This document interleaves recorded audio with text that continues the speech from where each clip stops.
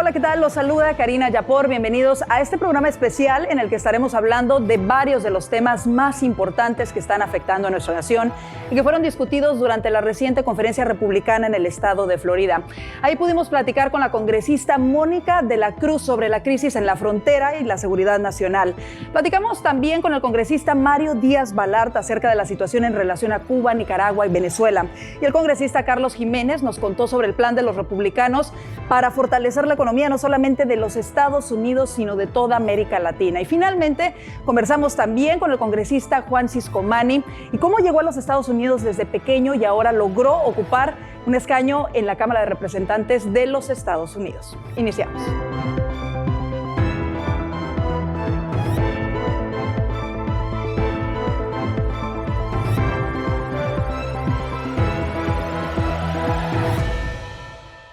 Damos inicio hablando de la crisis migratoria, y es que las imágenes de grupos de inmigrantes intentando cruzar la frontera de manera indocumentada se han convertido en el pan de cada día. Los congresistas republicanos viajaron a la frontera sur, en donde se reunieron con altos mandos de la patrulla fronteriza para conocer de primera mano lo que está ocurriendo. La situación es mucho más grave de lo que parece. Las autoridades fronterizas no solo no tienen el control operativo de la frontera, sino que los cárteles de la droga tienen el control de al menos 5 de los 9 sectores de la frontera entre Estados Unidos y México. Esto se da a conocer en un momento crucial en el que las muertes por sobredosis de fentanilo han aumentado exponencialmente. Veamos lo que comentaron los legisladores al respecto. We had some startling revelations that occurred in a hearing we had on the border. Now, the problems before that brought us to that hearing, pretty simple. 4.7 million encounters at our southern border, 1.3 million gotaways, people that are attempting to evade Border Patrol in order to get into our country with whatever they're bringing or whatever they're doing.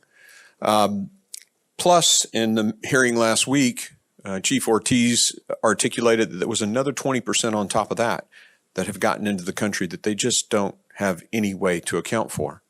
Nosotros tuvimos una reunión en McAllen, Texas, la semana pasada, cuando ningún demócrata, que era una reunión oficial, un hearing oficial, ninguno de ellos estuvieron ahí. No estaban cumpliendo con su deber. ¿Por qué? Porque iban a escuchar cosas que son en contra de lo que ellos están diciendo. Ellos están diciendo que los agentes de Customs and Border Patrol necesitan más recursos, necesitan más agentes, más cosas, más tecnología para parar lo que está sucediendo en la frontera. Pero el testigo del jefe dijo dos cosas. Primero, que no tenía control de 5 de los 9 sectores de la frontera. Y segundo, que de verdad la causa principal por qué tenemos esta crisis en la frontera es por las pólizas del presidente Biden, que las cambió el primer día que tomó posesión de la presidencia. Y eso es lo que ha causado esta crisis. Y por eso tenemos números récord de inmigrantes que se están muriendo en la frontera. Y también muchos de esos inmigrantes le tienen que pagar, tienen que estar aquí sirviendo a los carteles porque le tienen que pagar la deuda que le deben los carteles por el pasaje para los Estados Unidos. Y los carteles están ganando más de $1,000 millones al mes, que está financiando su esfuerzo también para la producción de las drogas que nos están matando aquí a nosotros en los Estados Unidos. Y precisamente durante esta conferencia tuvimos la oportunidad también de platicar con la congresista del Distrito 21 en Nueva York, Elise Stefanik, presidenta de la Conferencia Republicana de la Cámara de Representantes. Entre otras cosas, ella nos dice que la inmigración ilegal no solo ocurre a través de la frontera sur. Veamos. Congresista Stefanik, gracias por estar con nosotros. Quisiera iniciar por hablar con usted sobre inmigración. La inmigración es un tema complicado y hay varias maneras de analizarlo. La situación en la frontera se encuentra fuera de control. ¿Cuáles serían los primeros pasos que podrían tomarse para resolverla? What we have seen in just 2 years is a wide open border, and we've seen, unfortunately, fentanyl pouring in across our southern border. We've seen individuals on the terror watch list, which is a significant national security threat. And we previously had the most secure border in modern history with the effective policies of President Trump. We need to go back to that. And I would also say it's not just the southern border. I represent the northern border, which is also, we have issues as well. We're seeing a significant increase of illegal immigrants crossing our northern border as well. You have to secure the border, and then I believe we need to fix our broken legal immigration system to make sure that people who come here the right way, legally, that it's a workable process and that it's focused on the rule of law, which we have not seen under the Biden administration. Hablando de ello, por años ambos partidos han hablado de una reforma migratoria. ¿Qué puede hacer este Congreso para iniciar una conversación seria al respecto? El encontrar una solución para millones de inmigrantes que ya se encuentran en el país. Well, we are already engaging in discussions on a border security package. We believe we need to first secure the border, and then we can fix the broken aspects of our legal immigration system. But we will put a border security bill on the floor in the coming weeks. Hablemos de otro importante tema, someter a menores de edad a cirugías de transición de género que podrían afectarlos de manera permanente como respuesta a lo que podría ser un padecimiento mental temporal es algo extremo. ¿Qué puede hacer el Congreso para prevenir este tipo de casos?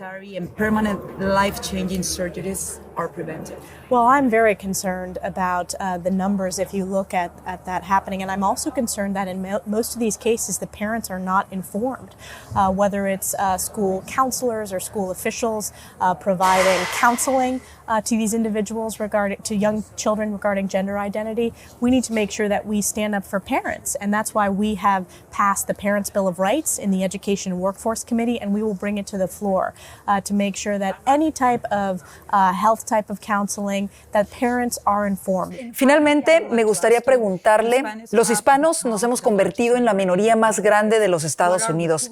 ¿Qué están haciendo los republicanos para que su mensaje llegue a la comunidad hispana? Well, it's a great question. In 2022, the midterms, we had more support from Hispanic voters than ever before. We also have the highest number of Hispanic Republican House members than ever before. We've launched GOP Español to talk about our policy initiatives and communicate with those Spanish-speaking voters across the country.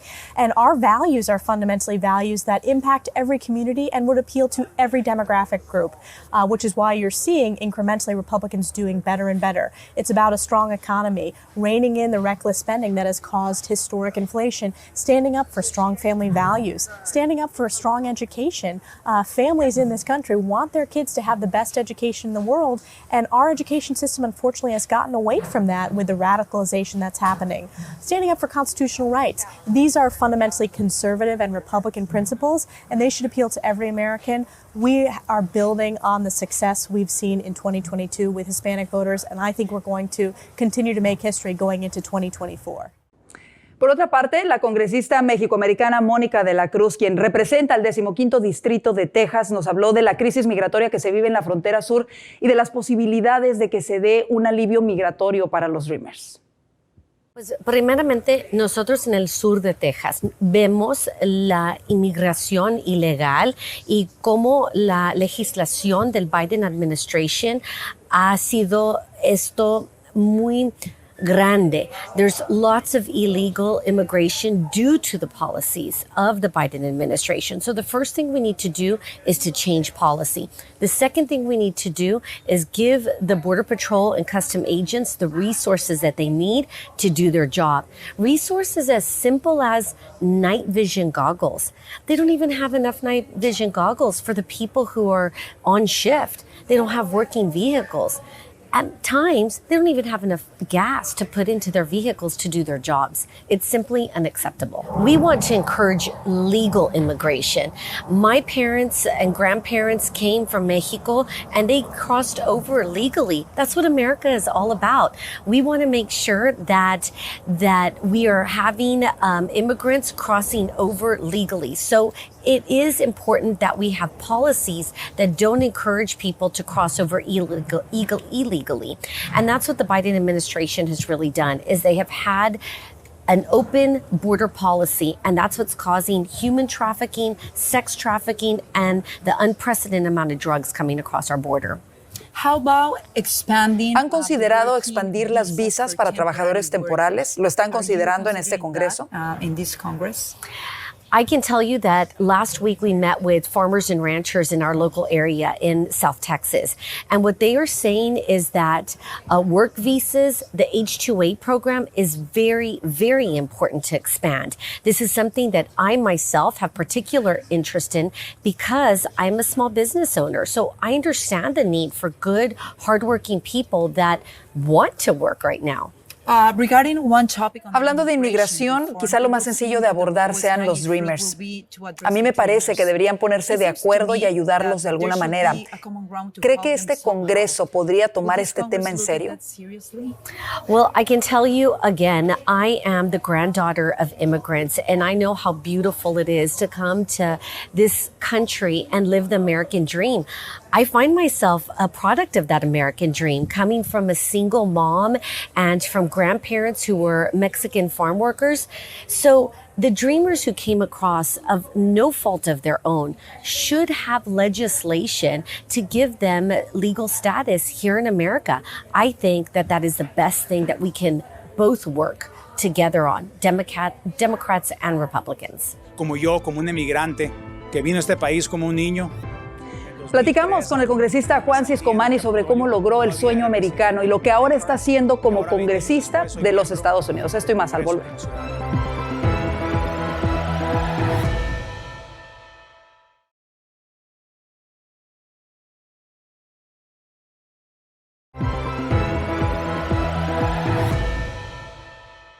Y llegamos para luchar por el sueño americano. Un sueño que mi esposa Laura y yo tenemos la oportunidad de vivir.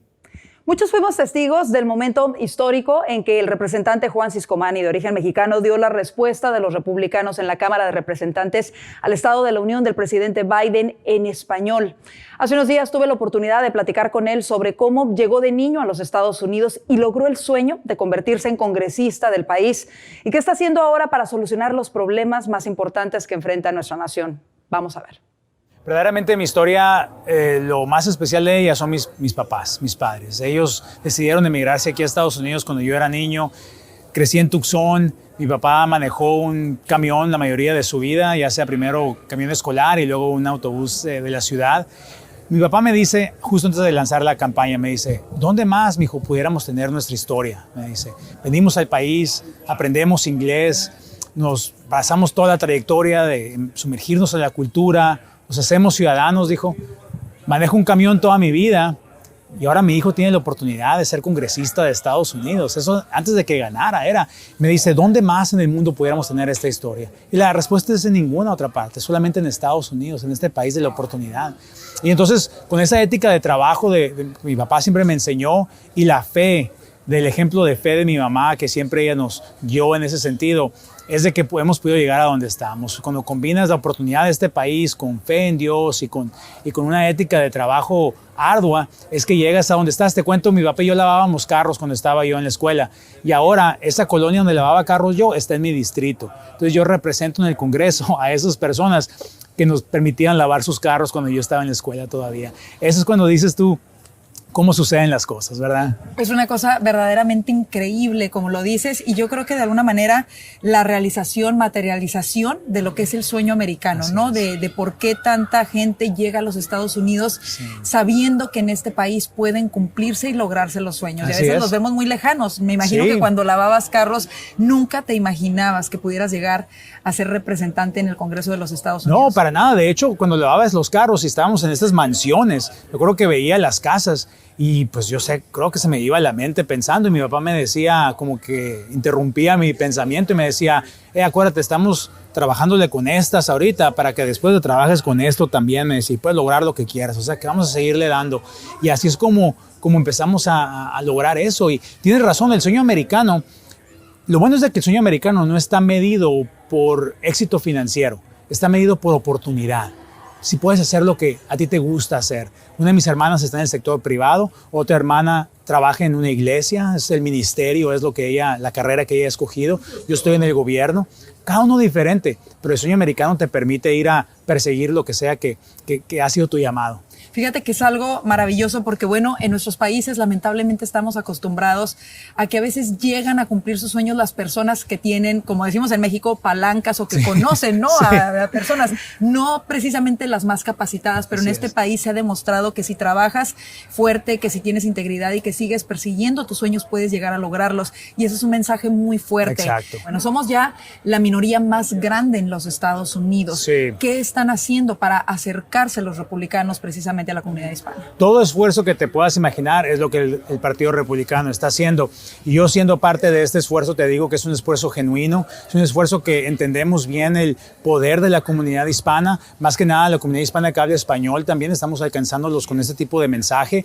La respuesta que se dio en español al discurso del presidente, te cuento, fue la respuesta de la Cámara de Representantes, pero no me pidieron que tradujera el discurso de alguien más del inglés. Tampoco me pidieron, sabes que va a haber un representante que lo va a dar de la Cámara de Representantes en inglés y tú, Juan, lo vas a dar en español. No, la respuesta en inglés se dio por una gobernadora. La única respuesta que vino del Congreso se dio en español. Y eso indica a mí la prioridad de Speaker McCarthy y del liderazgo que tienen de alcanzar a nuestra gente en el idioma de español y en todo posible. Se abrieron centros durante las campañas, centros hispanos para poder reclutar y poder ayudar a nuestra gente y dar los servicios. Y no solamente se enfocan en el lado político, hay centros que ayudan con exámenes de ciudadanía, ayudan con daycare de niños cuando sus papás están trabajando y todo eso está fundado por el Partido Republicano para poder alcanzar a nuestra gente. Entonces hay mucho esfuerzo, pero más que nada enfocarnos en los temas. Los temas con los que batallamos tú y yo son los mismos de todo el país. Así la es. economía, la seguridad pública, la educación. Le preguntas a alguien en inglés o en español, ¿qué temas te consumen tu pensamiento? Son los mismos temas, no hay temas hispanos, como decimos. Por supuesto, y precisamente algo que nos ha afectado muchísimo a todos es la situación económica. Sí. Quisiera platicar contigo un poco de eso, porque precisamente para tener las personas, los hispanos generalmente tenemos familias grandes, Sí. algunos de nosotros, y para muchos es un sueño el poder, por ejemplo, comprar una casa, ¿no? Sí, Tener una casa sí. propia, y eso se ha vuelto algo impensable Sí. en este momento. Sí. ¿Qué están haciendo? ¿En qué propuestas están trabajando para tratar de ayudar con lo que es la inflación y también, bueno, desafortunadamente lo que vimos que ha pasado con los bancos en Silicon Valley hace un par de semanas y las altas tasas de interés? ¿Qué están haciendo ustedes desde el Congreso? Es un tema muy real que impacta a nuestra comunidad muchas veces más desproporcionadamente, puesto que muchas veces estamos trabajando, como te digo, mi papá lo hizo manejando camiones. De hecho, mis papás no compraron su primer casa hasta mi última semana en la universidad. Fue cuando ellos pudieron comprar su casa y fue como una gran parte de alcanzar el sueño americano. Y ahora las familias grandes, te cuento, yo tengo 6 niños, 3 hombres, 3 mujeres.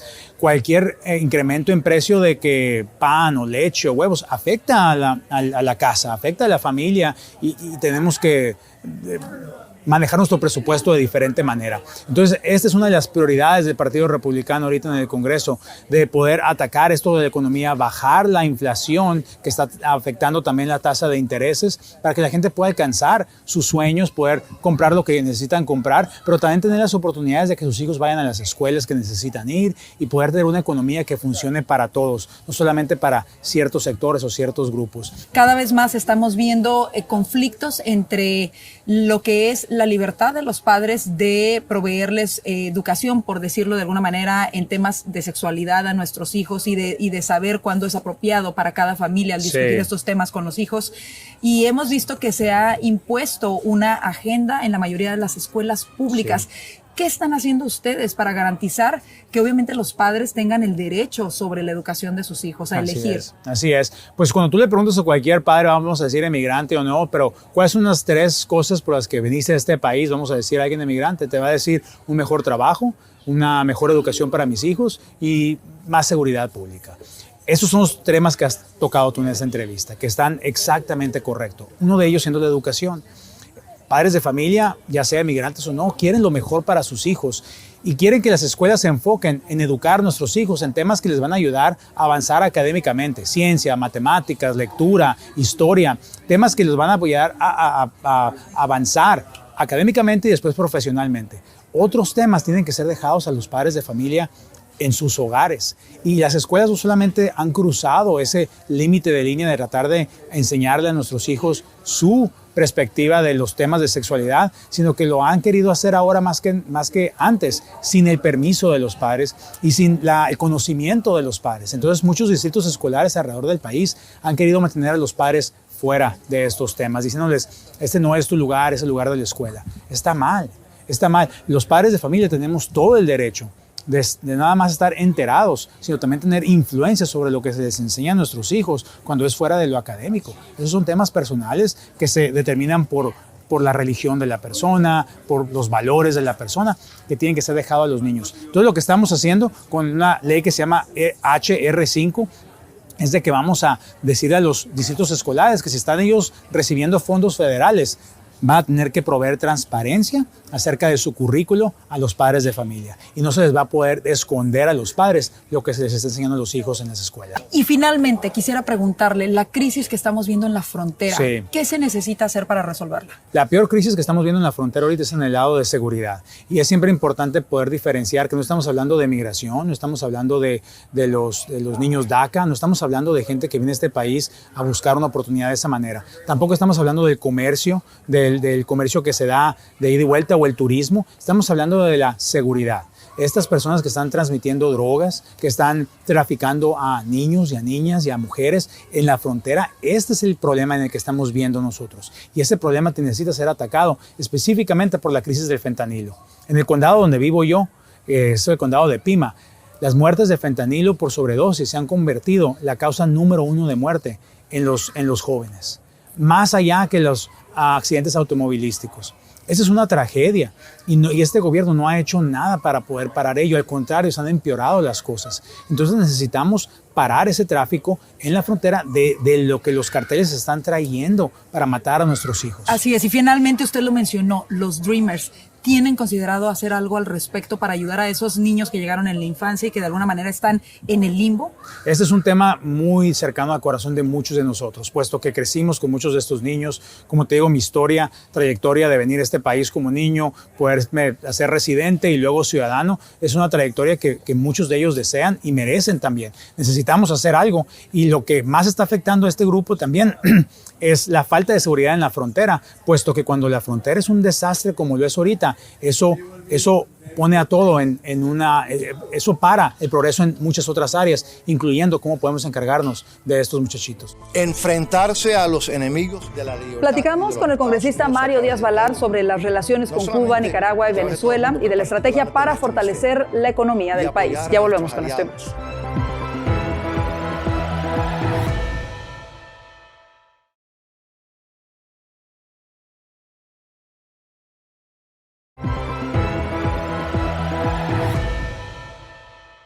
Qué bueno que continúan con nosotros. Los hispanos nos hemos convertido en la minoría más grande de los Estados Unidos. Somos además una de las poblaciones de mayor crecimiento en el país. Por ello, tanto demócratas como republicanos buscan conquistar a nuestra comunidad. La clave está en conocer y analizar las iniciativas de ambos lados para poder tomar decisiones que mejoren nuestras vidas. En esta ocasión tuvimos la oportunidad de platicar con el congresista Mario Díaz-Balart y escuchar las prioridades en la agenda de los congresistas conservadores. Veamos. Quiero preguntarle, porque este es un momento muy importante para los hispanos. ¿Qué están haciendo los republicanos para poder conseguir el voto de los hispanos, que es tan importante? Nos hemos convertido en la minoría más grande del país. Estamos ya de alguna manera encarrilándonos a lo que va a ser el 2024. ¿Qué están haciendo para que el mensaje conservador llegue a nuestra comunidad hispana? Primero es demostrar la realidad.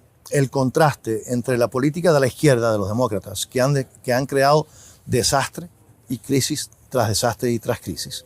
La crisis en la frontera, la crisis de la inflación, el nivel inflacionario, o sea, los precios más altos en los últimos 40 años. ¿Por qué? Por las políticas de la izquierda, de los demócratas.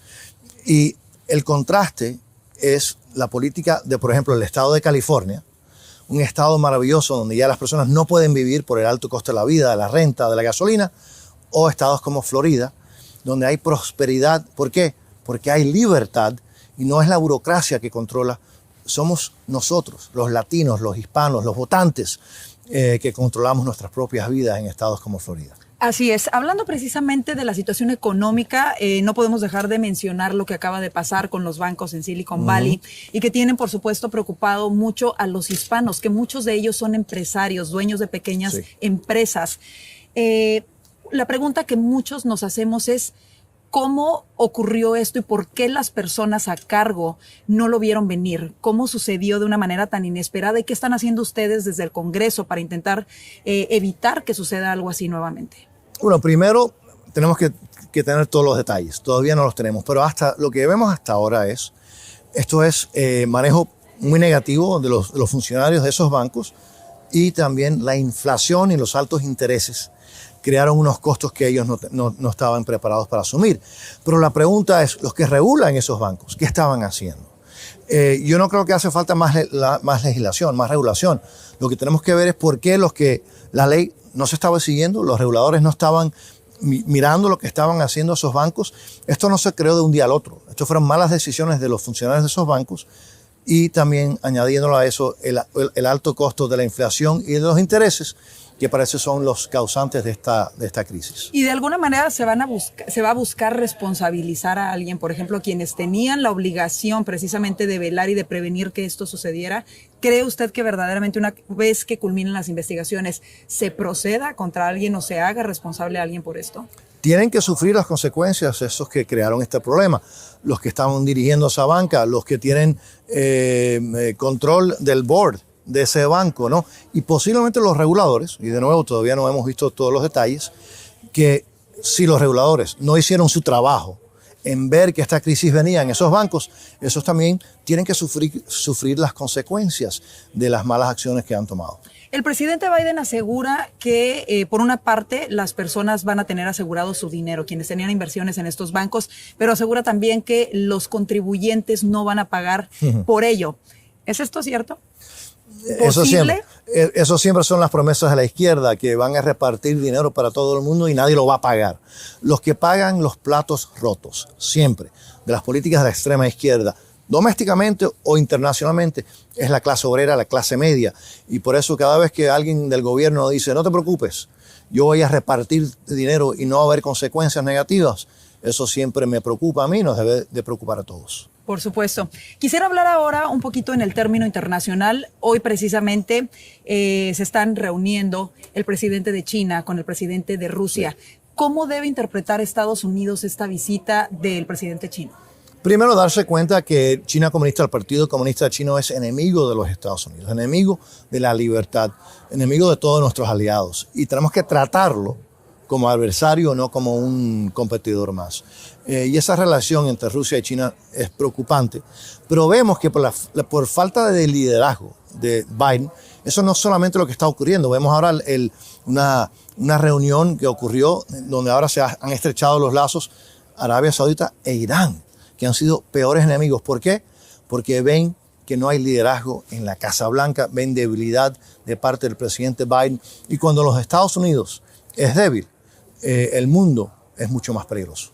¿Cómo se puede de alguna manera contrarrestar este tipo de alianzas que se están dando precisamente al exterior y cómo también se puede proteger, digamos, el patio de la casa, ¿no? Nuestros vecinos directos como lo son Cuba, Venezuela, Nicaragua, que se encuentran también en situación vulnerable y que han sido ya abordados por varios de estos países. Bueno, es interesante. Esta administración, la administración del presidente Biden, parece siempre estar buscando formas de ayudar a los enemigos, darle concesiones unilateralmente a Venezuela, a Cuba, a Nicaragua y al mismo tiempo presionar a nuestros aliados, sea Guatemala, República Dominicana, a través del mundo también. Algo que uno no entiende. ¿Por qué están empecinados en ayudar a los enemigos y no ayudar a los amigos?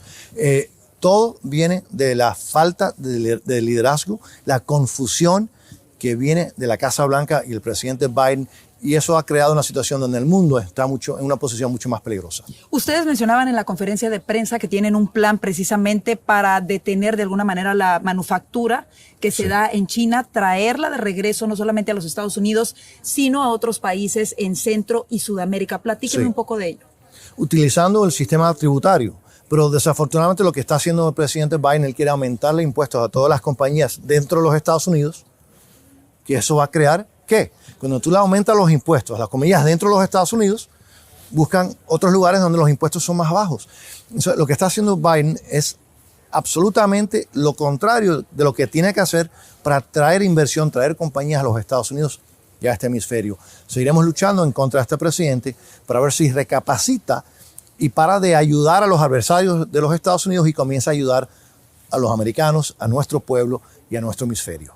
Así es, congresista, quisiera preguntarle también por qué en el primer día de gobierno el presidente detuvo la producción energética de los Estados Unidos. Esta ha sido una larga batalla por parte de los republicanos. Tienen una propuesta ahora, la HR1, para tratar de incrementar de nueva cuenta la producción energética. ¿Cree usted que tenga los votos suficientes, un apoyo bipartidista para que pueda liberarse de alguna manera esta producción energética de nueva cuenta aquí en los Estados Unidos? Yo creo que va a tener los votos de los republicanos. Espero que consigamos algunos votos demócratas también, porque es lo que usted acaba de decir. O importamos el petróleo y la gasolina de otros países, o lo producimos aquí, que protege el medio ambiente y protege la economía y reduce los costos. Esas son las dos opciones. El presidente Biden quiere importar más energía, nosotros queremos producirla aquí. Yo creo que vamos a tener apoyo bipartidista para producir la energía aquí.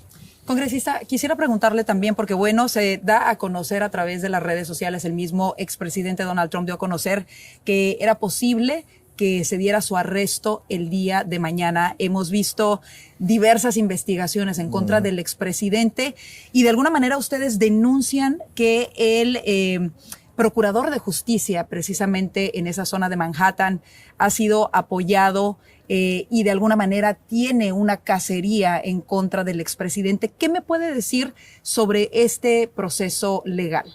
Primero, nosotros estamos acostumbrados a ver en Sudamérica, en Centroamérica y en otros países a través del mundo donde un partido político va y arresta a sus enemigos políticos por cuestiones netamente políticas. Eso es extremadamente dañino y peligroso en una democracia.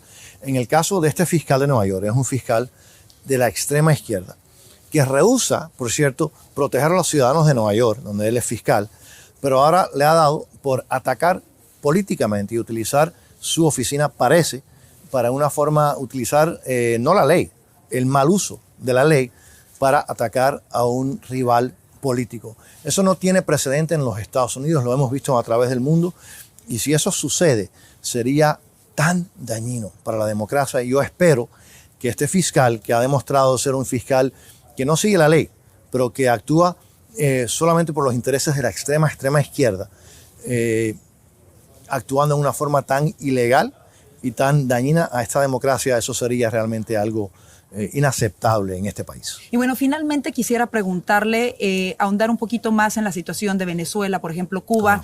Vemos a miles de personas de estos países llegando ahora con el nuevo parol y vemos que han sido ya años de desesperación para estos pueblos. ¿Cuál podría ser la solución y de qué manera Estados Unidos puede apoyar a que ellos logren esa democracia, si es que lo están considerando de alguna manera? Bueno, primero es lo que ha hecho esta administración desde el primer día es darle concesiones unilateralmente a estas dictaduras en este hemisferio, que no tiene ningún sentido. Y nosotros seguimos presionando para no darle concesiones a las dictaduras, para presionar a esas dictaduras, para presionar a los aliados de esas dictaduras, para ayudar a esos pueblos que obtengan su libertad. No solamente eso es positivo para esos pueblos, pero también es importantísimo para la seguridad nacional de los Estados Unidos. It's a travesty it's happening here in the United States because that's what happens in third world countries. Al regresar estará con nosotros Camilo Loret de Mola y analizaremos la propuesta conservadora para que Estados Unidos fortalezca relaciones con Latinoamérica.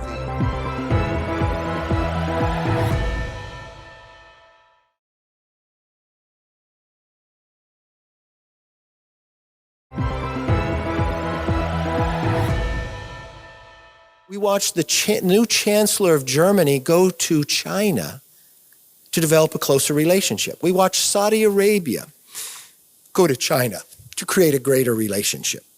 We then watched what I'm very concerned about that we've watched in the world before in the 30s, a creation of an axis of power where China, North Korea, Russia, and Iran have bound together. You know, President Xi has only left his country one time since the pandemic, and that was for all them to meet. And now he's leaving again. So, when America becomes weak, the world is less safe. And we have watching that happen on a number of stages across the world. So it's very concerning, especially for the future. That is some of the discussions that we're having here. How do we first make America stronger?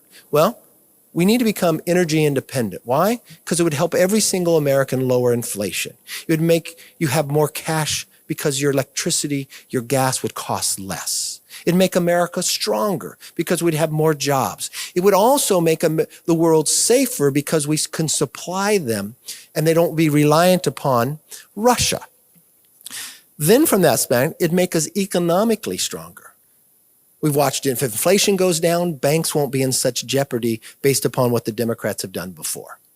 We could rebuild our military in a manner that we could be prepared in a stronger sense. We've watched if we don't have DAs that pick and choose who they want to prosecute and don't prosecute felonies, we've watched we could stop that, nullify in DC, and move a new movement forward. The mayor of Chicago lost, mainly based upon crime as well.